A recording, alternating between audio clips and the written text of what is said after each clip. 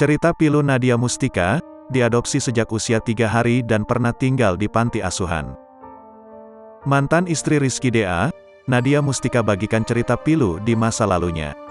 Selain bercerai dengan Rizky DA, rupanya Nadia Mustika punya pengalaman hidup yang tak mudah.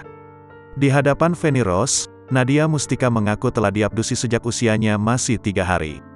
Nadia Mustika mengaku baru mengetahui kebenaran tersebut saat ia duduk di bangku SMA. "Aku SMA, sebenarnya mungkin waktu SMP, SD kayak tetangga gitu yang ngomong," kata Nadia Mustika, dikutip pada kanal YouTube, Rabu, tanggal 16 November tahun 2022. Dari omongan tetangga itulah Nadia mulai bertanya kebenarannya kepada orang tua angkat. Namun orang tua angkat Nadia Mustika selalu mengelak. Lambat laun, orang tua angkat Nadia Mustika baru menceritakan yang sebenarnya. Seiring dengan berjalannya waktu, udah makin dewasa, mereka, orang tua angkat, juga ngomong, "Terus aku juga dapat pelajaran dari dunia sekolah gitu ya. Ternyata ya emang anak angkat," terang Nadia Mustika. Nadia Mustika mengaku ikhlas menerima semua kenyataan kalau ia emang benar anak angkat. Ia menerima dengan baik, menerima aja.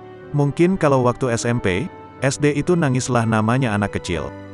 Terus tahunya kita bukan anak dari keluarga itu, siapa sih yang nggak sedih? Tapi seiring dengan berjalannya waktu ia sangat ikhlas, tutur Nadia Mustika. Tak dipungkiri Nadia Mustika pasti merasa sedih.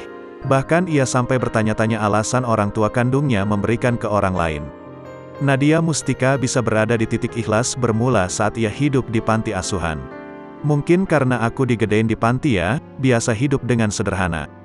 Maksudnya Allah itu menitipkan aku ke keluarga angkat itu ya karena akan berjalan dengan baik," jelas Nadia Mustika.